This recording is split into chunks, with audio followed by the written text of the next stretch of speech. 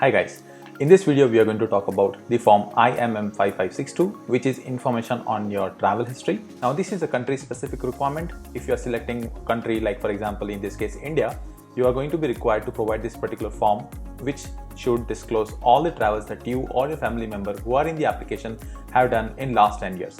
In this video we are going to see who is it for, like is it only required for the principal applicant or it is also required for both the primary applicant plus the sponsor. Also, we are going to see how this particular form has changed and evolved from the paper-based application to the online mode of application. How are you going to calculate the dates of your travel? And during the entire course of the video, we are going to see how the form needs to be filled out, both in the paper-based application and in the online mode of application. So without further ado, let's get started.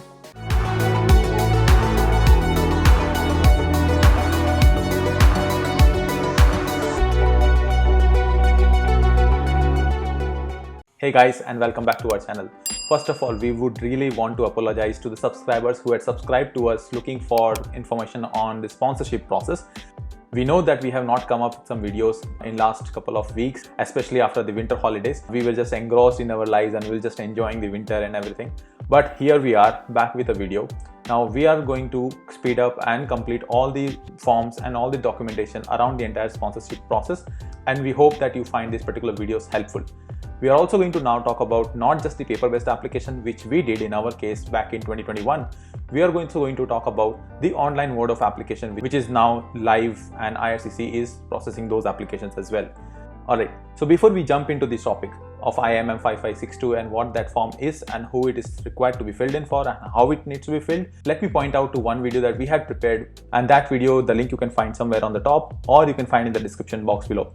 In that video, we have explained what are the forms that are applicable to an individual who is submitting a family sponsorship process, especially for your spouse.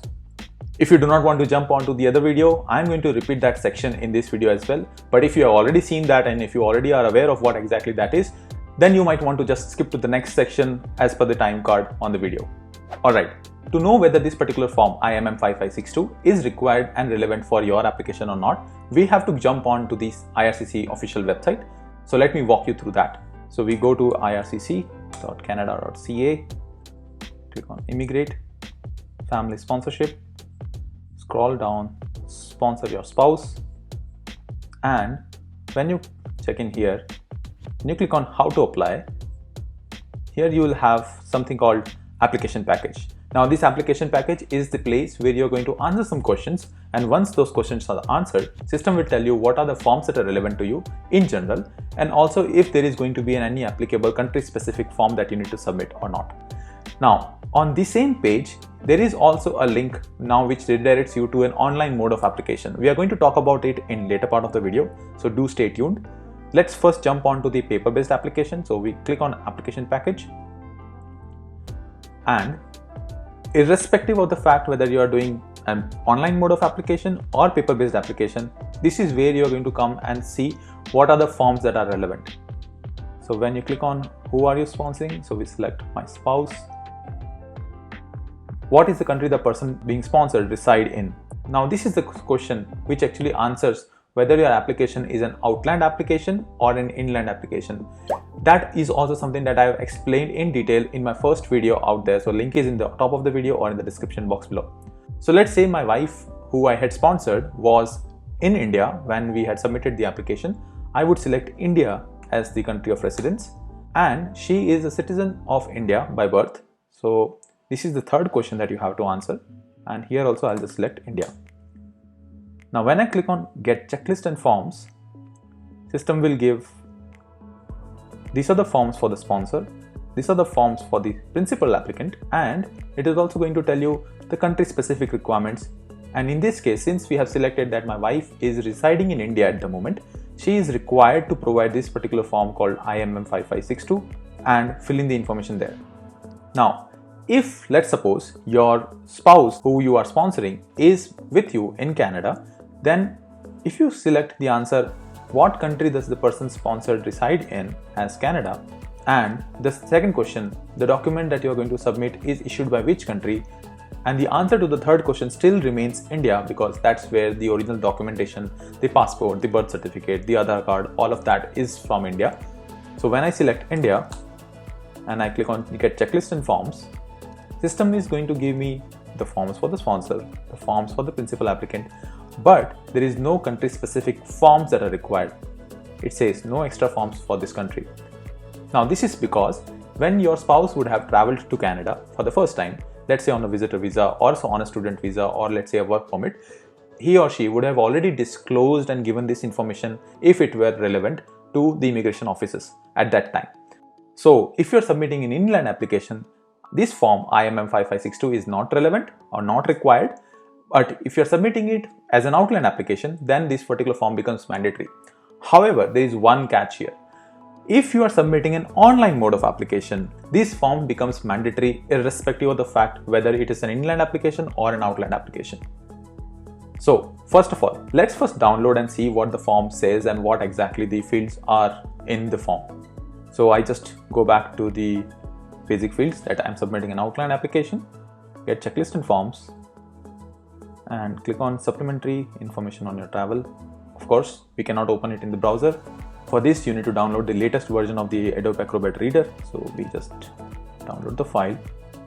Alright, so this form that you see is a paper-based application form. Now, in this case, there are some fields that is going to be asked for the principal applicant to fill in. The form that is being filled out is from the perspective of principal applicant. Since this particular form is asking for you to disclose all your travel information for you and for your family, obviously it is going to have some limited spaces for you to enter and disclose all that information. But if you have traveled extensively, then you have to disclose your travel history in an extra sheet of paper. Now, this is something that we are going to talk about in this video because I had to provide that extra sheet of paper and I'm going to show you that as well. Alright, so having downloaded this form, let's first review what exactly this form is and what are the fields that is being asked for. So let's first fill in the form. Let's say if I write Sanya Mirza as the applicant, list all the trips that you and your family members have taken outside your country of origin or of the residence in last 10 years. So the travel history beyond the last 10 years is not relevant and not required. So you can just skip that. But the question now comes in whether this particular information should only be provided of the spouse, that's the principal applicant, or also of the sponsor. Now trust me when I say this, this is the most common place of confusion. When we were filling this form, even we were confused, and when we reached out to other people on how they had actually submitted this form, there were not a very definite answer that we got. So we ended up deciding that there is going to be no harm if you are providing any extra set of information as long as it is not creating or putting up some additional work for the immigration officer to review our file. So we ended up providing information for my wife, that is the principal applicant, and also for myself, that's the sponsor. So let me quickly show you how exactly the data I had prepared and how it was arranged.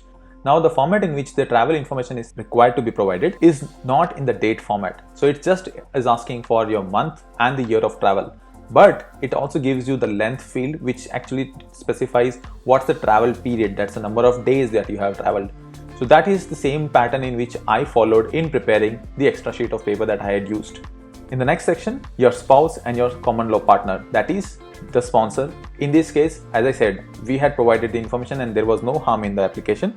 And just to let you know, our application got successfully processed in one go. We were never asked for any additional document. We were never returned the application package, and there was no hiccup during the entire course of the sponsorship process. After requesting for information on the principal applicant and the spouse, it also gives a placeholder to provide information on the travel history of your children. If it is applicable, then you are going to provide all the information, but if not, then you are going to simply write not applicable in the placeholders. Do not try to leave any field blank. Now obviously, if you are filling up this form in the system, it is not going to accept NA as a value in the date field. However, it does in the online mode of application. It's weird, but yes, it does. So in here, just leave this field of dates blank. When you're going to print it out, just write NA by pen. It's fine, not a problem. Similarly, you have some placeholders, make use of that, and once you're done with the form, just attach it to the application. If the travels are beyond the number of placeholders that is provided in the form, how the extra sheet of paper should look like. So let me show that to you. So I had written down the principal applicant name on the top, that's my wife, that her date of birth on every page. Now, in fact, this is one point that you should remember, that when you're submitting any kind of extra document, let's say a letter of explanation or any other piece of information which is not a form, then you have to write the name of the principal applicant and his or her date of birth in the header section. In here, I have given a reference of the form, that is IMM 5562, for which I am providing an extra information. Again, the date on which the application is being submitted by whom, and here I have written to whomsoever it may concern. Again, you can just address it to the immigration officer, and you can put down this note, and here it says, as per the instruction provided on IMM 5562, below is my spouse's travel history. Now you have to remember that this form is being filled by the principal applicant, and principal applicant is disclosing the travel history of other applicants or the spouse. So in this case, since it is me as the spouse, she is disclosing my travel history in this page, okay, which is beyond the 6 travel already disclosed on the form provided earlier. Kindly note that all the travel period is mentioned in reverse chronological order, that is, the latest travel is disclosed first and so on. And again, the format in which the travel information is disclosed is like the format in the form. So you have the year and the month, again length, destination and purpose of travel, and in the end it says, hope this information is helpful, sincerely, name of the applicant and the sign. So this is how you're going to provide an extra sheet of paper if the placeholder that is provided in the form is not sufficient for you to list down all your travels. So now we have seen this particular form in the PDF format, that is how it is going to be submitted in a paper-based application. Let's go and see how exactly this form looks like in an online mode of application. So we go back to the CIC website and we click on Migrate, Family Sponsorship, Sponsor your spouse, how to apply, and in here you can click, so you can use this link to apply online. So click on Permanent Residence Online Application Portal. So I have already prepared an account for myself, so I'm just going to log that in. Click on sign in. Alright, so once you are in, system is going to give you an entire overview of the overall process on how exactly this is going to be done. So it says, check if you are eligible, complete and upload all the forms, submit your application. So we are going to talk about this particular in some other video later some time. So let's jump on to the section where it says start a new application or view my applications. Now since I have already started filling up an application form, I'm going to click on view my application. But if you are here for the first time, then you're going to click on start new application. So when I click on view my application, it says there is already one ongoing, so I click on view, and when I scroll down, there is a place which says IMM 5562, supplementary information on travel, and this is where the system tells you that this is mandatory for all the programs. So irrespective of the fact whether it's an inland or an outland sponsorship, this form is now mandatory. So click on edit, and in here it says you will need to enter history of all the trips of you and your family members have taken outside of your home country in the last 10 years. So it's pretty much exactly what the PDF says. And it says tourism, business, training and all the other reasons. So in a nutshell, it's like all the travels. So you do not have to omit even a single travel if it is outside of your home country. Now, besides being a mandatory form in an online mode of application, this form asks for one extra information which is not asked in the PDFs, which is enter all names in English and in your native language. By your native language, it's the primary applicant's native language. So in this case, my wife's native language is Hindi. So she would have to use her name in English, Ankita, and also spell it out in the native language. Again, if the section that is in the form is not relevant, you have to write not applicable. So apart from that, there is no difference between how the form has to be filled out in the paper-based application and in the online mode of application. So we click on continue. So let's say I write name as Ankita. Now, besides providing the names in English, we are also supposed to provide the names in the native language. So the best way of doing that is we go to Google and we just write English to Hindi, and I just write Ankita, and that's the name in our native language. And we come back in here and I just write in here. I just put braces just to separate that out. So let's suppose the first trip that the principal applicant did was in 2018, and the trip was for, let's say, a period of 10 days, and it ended up again in 2018, the same month. And let's say the trip was to Warsaw, Poland, and the trip was for around 10 days, and the purpose was for leisure. Okay, So this could be one way of entering one of the trips, and let's say the purpose was for honeymoon. Okay, and we can add one more. The one prior to that was in, let's say, 2017 of July and until 2017 of August. The destination city was Melbourne in Australia, and the period was for suppose 30 days, and the purpose was for business. So as many trips that you have, you keep on adding more and more sections, and it is going to just keep on adding it.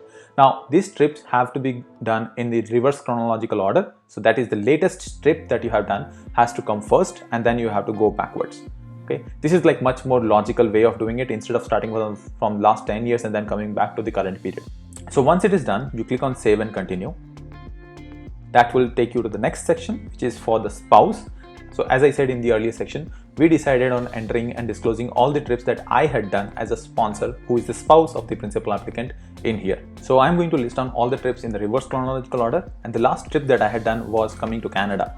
Now since I have a date when I had come to Canada, but I do not have a date when I have exited it, of course, so I'm just going to write the date when I had arrived in country, and in the field of to date, I'll just write present.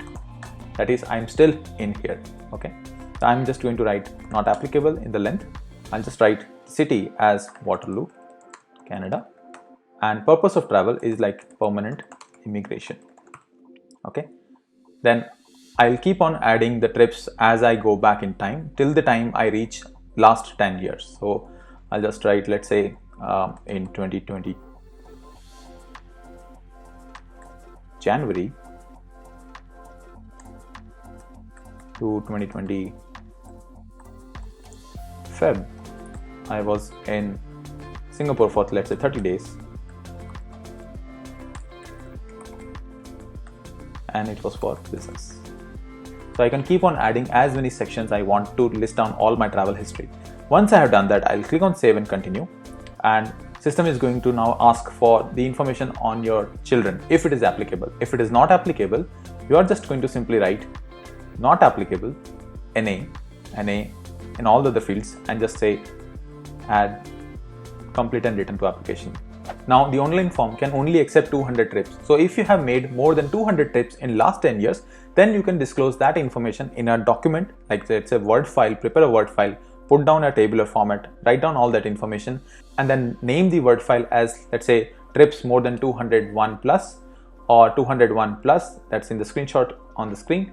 And once you do that, you can scroll down, and in the section of additional documentation, you can click here and select other, upload the form. System is going to ask you to browse for the form and then use that document, and once you upload it, system is going to put that as an extra piece of paper that is going to be submitted for that IMM 5562. Now since this is an online form, it becomes really easy to categorize and put down all the information as requested, unlike the PDF form. Again, it really depends on what type of application you are submitting. Alright, so this is how you're going to submit your supplementary travel information. So we have seen how the form needs to be filled in when you're submitting a paper-based application or an online mode of application. But let's talk about and discuss some questions that pops up in different scenarios that can come up, like it had in our case. So I have traveled like extensively and have had like around 30 or 35 trips all in my last 10 years. Now because of that, I have got huge number of stamps on my passport looking like this, and it was really a nightmare for me to calculate all the trips. So the best approach that I would recommend is just keep on writing and noting down all the dates that you see in your passport and just put down on a piece of paper. Okay, so once you're done that, then try to match up and link that up, like match the following sections on what date corresponds to what place of travel. Okay, because in certain countries, like for example in Singapore or in Melbourne or in UK and maybe also in Canada, there are some places where you do not get an exit stamp when you're moving out of the country. You only get an exit stamp, let's say for example when you're traveling out of India, you will still have an paper-based stamps on your passport. Again, those stamps can be overlapping, it can be on different sections of the different pages of the passport. Okay, so the best approach, as I said, just list down all in one go and then try to correlate on which places have a link, like on what exit and what entry date corresponds. Once you have done that, then you can calculate the number of days that you have traveled. Now here, if you have traveled like to places which like has a long travel distance, for example, let's say from India to UK or India to Canada, something like that, then probably it is best that you consider the date when you leave India as the start date of your travel and we arrive back to India as the end date of your travel. And besides referring to the exit and entry stamps, the other thing that I have found helpful is going back to your email account and see if you have some online boarding passes for the travels that you have done. That really gives you more specific date and the time then you have traveled. So the important piece of advice that I will have for all the applicants and all the people out there who are submitting your sponsorship, try to review your application like multiple times and try to see if all the information that you have provided are matching up with one another. It should be like a puzzle and all pieces of that puzzle has to match up and a complete picture has to be shown. For example, in this case, when you're disclosing your travel history for you and your spouse, let's for example, in that case, when you're submitting the form IMM 5669E, you are going to list down all the addresses that you have stayed in last 10 years, right? So that will match up to this particular travel history information. Again, when you're going to provide your passport clearance certificate, that is a PCC, when you're submitting the complete application package, in there, you are going to provide your PCC if you have stayed in one particular country for more than a cumulative period of 6 months, right?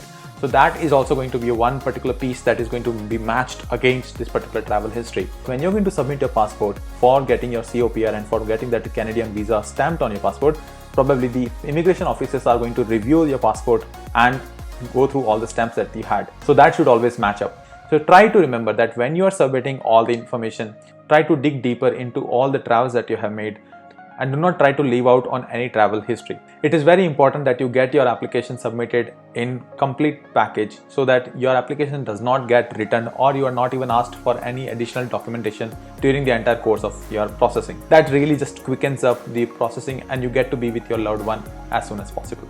Alright, so this brings us to the end of the video. I hope I have covered all the things that we're supposed to be covered in this particular form. If you have any further questions that I have missed out or anything that you wish that I would have included in the video, please put down in the comment section below. And if you want to watch out some other videos on the same topic, that's in the description box below as well. And there is a complete playlist on this particular topic which you can just watch and get some idea. We just hope and pray that all family reunification and sponsorship processes and applications that are out there get completed on time and you be with your loved one as soon as possible. Thank you so much for watching, guys. Wish you a very good day and take care. Bye bye.